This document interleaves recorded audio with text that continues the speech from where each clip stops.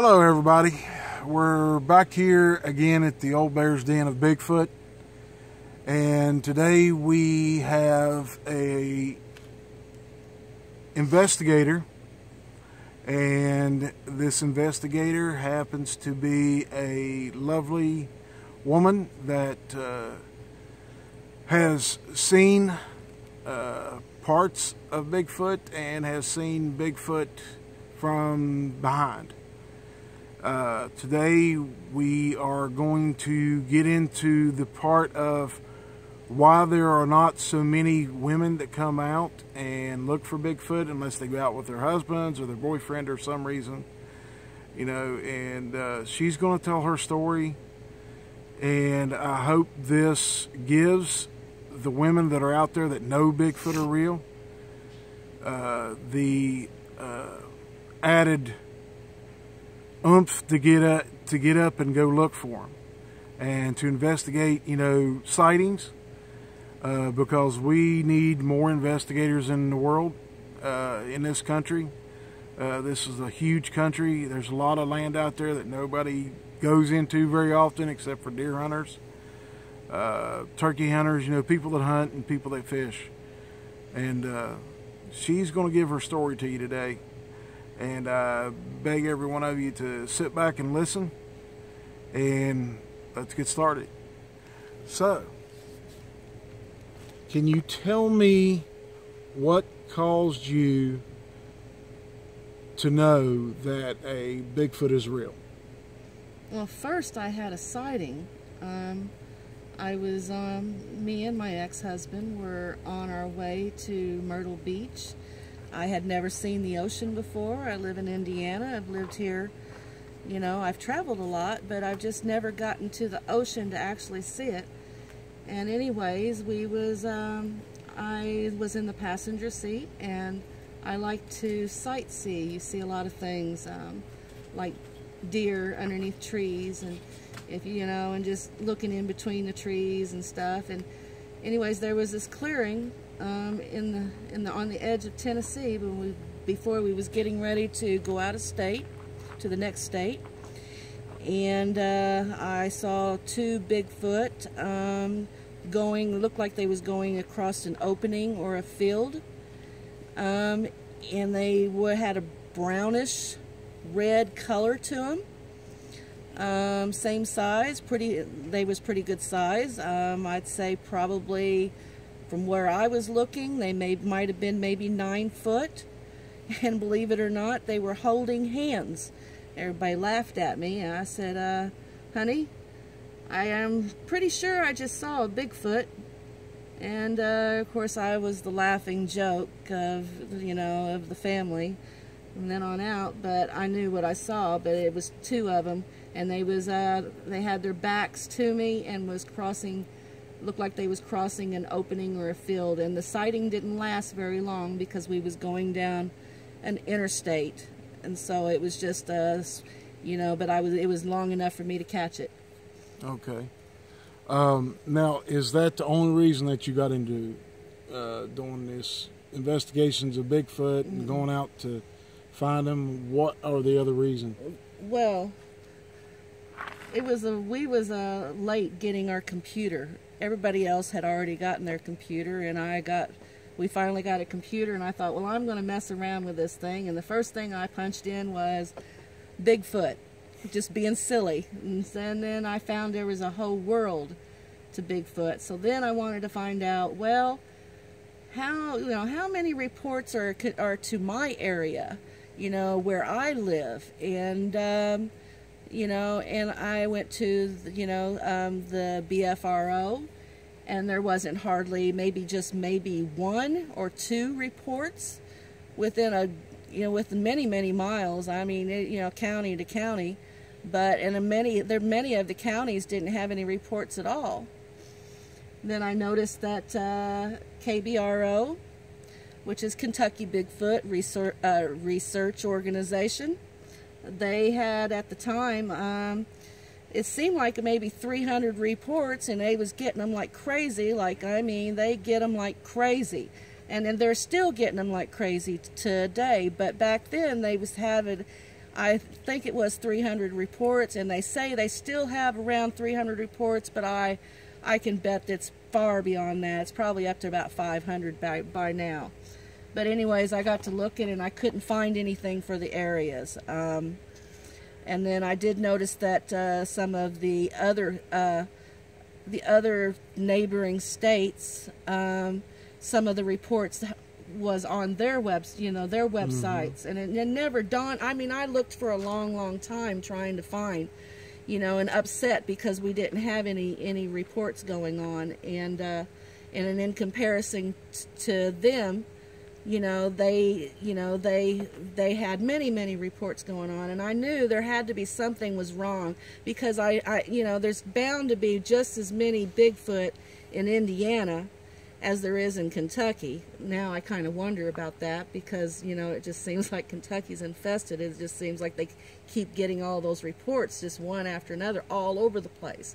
But anyways, at the time there was a man by the name of Steve Abney, and I noticed that he had experience with doing reports, and I just wanted to inquire with him. And at the time, he was doing investigations in Indiana and had a research organization.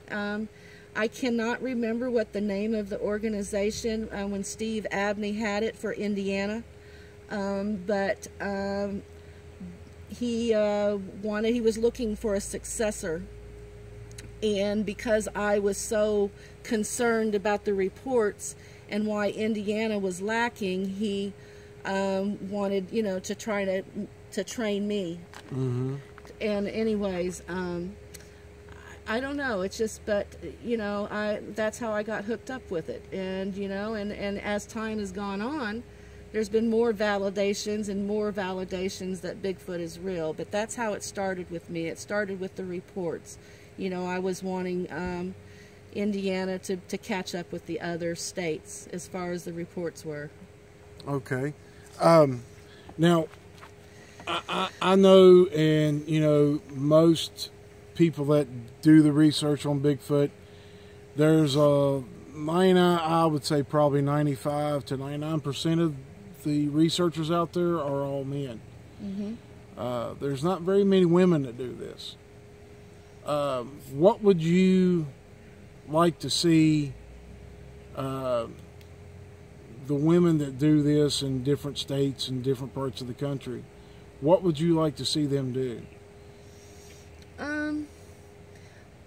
I'd like to see them, not to hold back their dreams. If they have an interest to get out there in the woods and go foraging and, or go and, and go fishing or whatever it is, for them to get out there and do that. With the Bigfoot, sure, it can be a scary thing, especially with what they say about the aggression towards women. Bigfoot being aggressive towards women in Pacific, but I have been very terrified, but yet I don't know, I guess I'm an adrenaline junkie. I just I keep pushing forward with it. Well, I can attest to her being an adrenaline junkie. We went out last night with the Indiana Bigfoot Research Organization and done an investigation, and she's right there in the middle of it, and she's one of the best, one of the better investigators that I've seen around. I can say this, I grew up, with survivalist parents, and my parents were a lot like, well, it sounds crazy, but like Les Shroud. I came around the hippie generation, mm-hmm. and and I remember the hippies and the communes and all this. Well, we wasn't like that, but my parents liked to travel, and they liked to, and I was homeschooled, and and we lived in like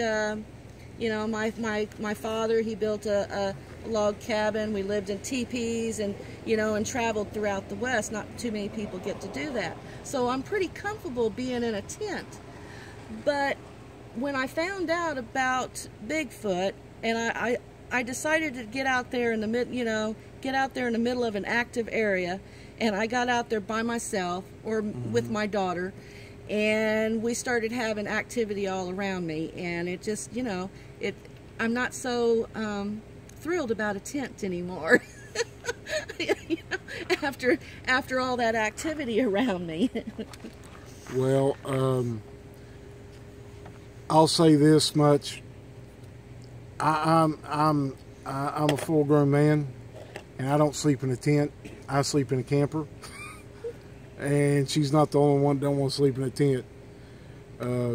Partly because it hurts my back, and it hurts it's a lot physically. Of work. It is work. You have to clean it out. And fold it up, and too much work in that. When you can just back in, roll the thing down on the hitch, hook it up, and roll. But I will still do it because I'm dedicated like that. You know, if I'm going out with some other researchers, and that's the way they're rolling, you know, and they're going to hike into an area, well, I'm willing to do that. Of course, I have to go at my own pace, you know, because I am 52 years old, you know, and you know, and I get out of breath. But yeah, I mean, you know, if that's what I have to do, then that's what but I'd much rather be in a camper or an RV or something like that. Who wouldn't? Hey, there's AC in campers now, so yeah, I'm a big guy. Y'all seen my picture, y'all know I'm a big guy. But anyway, where do you see yourself as an investigator now? Do you feel that you're seasoned, or do you feel like you're still getting to that point? Or where do you see yourself? I don't really know. I like to get into my own area, and I see that certain seasons, or seems like it's the best seasons for, you know, and I like to gift, and, you know, but I just, you know, I'm broad. I'm really broad with, you know, what I enjoy doing. If there is a report that comes in, you know, and you know, and IBRO calls me up and says, look, you know, you're the closest there. Would you go and investigate? You know, I do that, you know, but biggest, you know, I've always been an advocate of reports, you know, and I feel like the documentation, it needs to, you know, it needs to be down, and that people, residents of Indiana should have access to these reports so that they can compare them, you know, and you know, and so I look at myself as an advocate of reports. You know, I want the reports to go to the right place, you know, and proper, you know, and then we can compare notes and see what similarities are coming from a certain area, or similarities from research themselves, like what kind of do they migrate, you know, what kind of stuff do they seem to eat, you know, what kind of, you know, they're hunting, they're bedding, just whatever we can compare notes to find out their structures, you know. Okay, so, you know, as well, since you're the only female researcher I know, I've got a question for you. Do you, as a woman that knows Bigfoot's out there, what advice would you have for someone, some lady, young lady, whatever, you know, teenage girls out with her friends or anything? What would you give them as a piece of advice to, and they happen to, a Bigfoot walks up on them, or they happen to be in a car driving up on a Bigfoot and they see it? And try not to run, try not to, you know, because to run is like a natural thing. A predator will automatically chase after something that's running. Try not to look directly in the eyes and stare something down, like for instance a dog. If you look a dog in the eyes and stare a dog down, they're going to get angry. Another thing would be make sure that you carry maybe a weapon with you, you know, if you can, you know, like a machete, or I don't know, just something with you. Make sure you have your phone, You know, make sure it's properly charged. You don't want to get in any kind of position where you don't have access to help whenever you need it. Is that what you're looking for? Yeah, that's what I'm looking for. What's your advice would be for someone that happens to own a Bigfoot and they don't, you know, they go out in the woods a lot and they think that, you know, they hear different noises, you know, like maybe they heard a whoop, or they heard a tree knock, or rocks being clacked together. Right. Stuff like that are signs of a Bigfoot in the area. Too much of I was always told and taught, too much of a coincidence is not a coincidence. You see, if you keep finding stuff and you keep finding stuff, you know, it pretty well points to you know, something being, it validates it. You know, too much of it is just that. Too much of a coincidence is not a coincidence.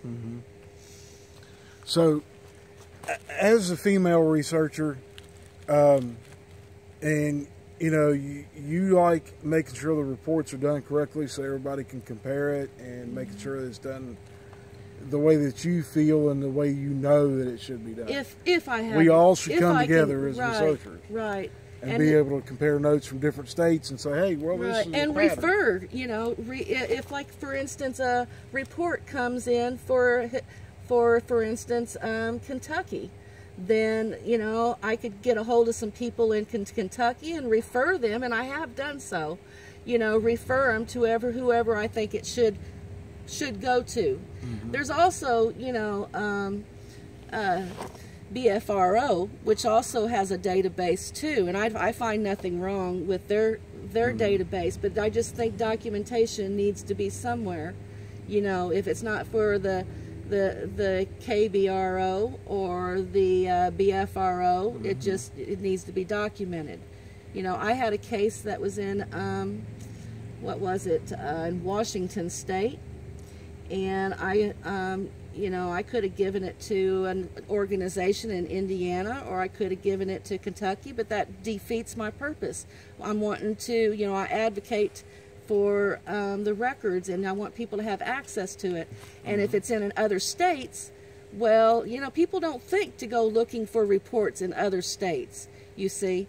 So anyways, I sent that report and referred it to an organization in Washington State at that time.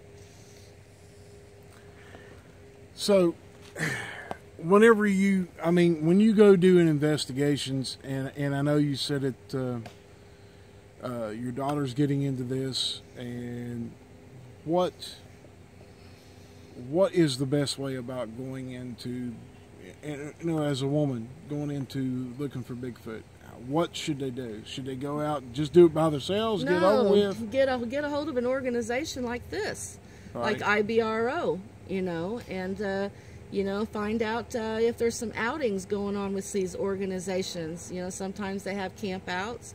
They have library presentations. Find out everything you can. Go to YouTube. MK Davis does some highly, you know, I highly recommend his stuff. I also like Christopher Noel, his stuff, and some of his philosophies. Jeff Meldrum is another good one, you know, to look up some of his stuff. He's got a book out.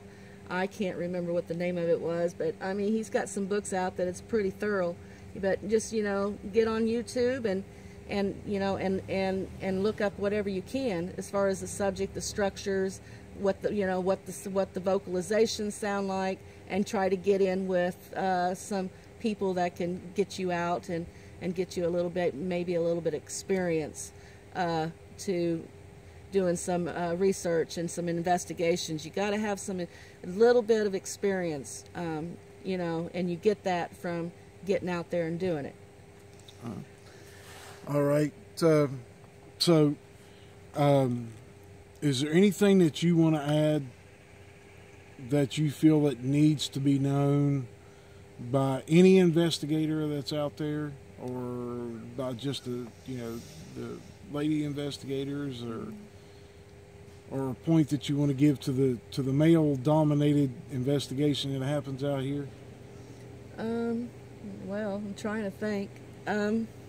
What advice could I give?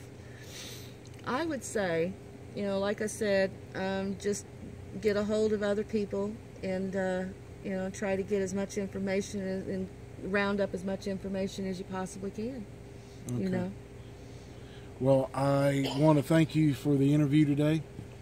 And she's been a little nervous about this. I'm very nervous about this. But I've never done this.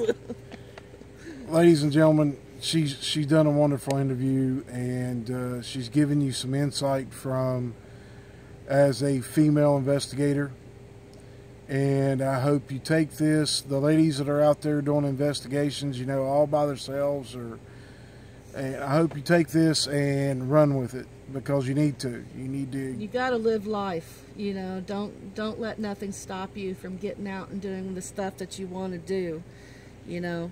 Just don't. And you might be scared, you know, but you gotta force yourself to kind of get out there and enjoy life. You can't enjoy life sitting on the couch, you know. Get out there and start doing stuff. The only thing I have to add is there's alpha females in the Bigfoot world. Ladies, you can be alpha females in the human world, and going out and looking for these things like this lady has done. Thank you. And I applaud her for doing it. She's the only female investigator that I know at this point in time. But if there's others out there, there's a few. If there's other ladies out there doing this, I applaud you for it. Don't let nobody tell you you're doing it wrong. Do it the way that you get the most evidence from, and be careful. That not only goes for the females, but it also goes for the males out there that are doing this. Can't stress enough to always be prepared. And so this will conclude our video for today. And I hope each and every one of you enjoy it. Thank you all, and we'll see you on the next one.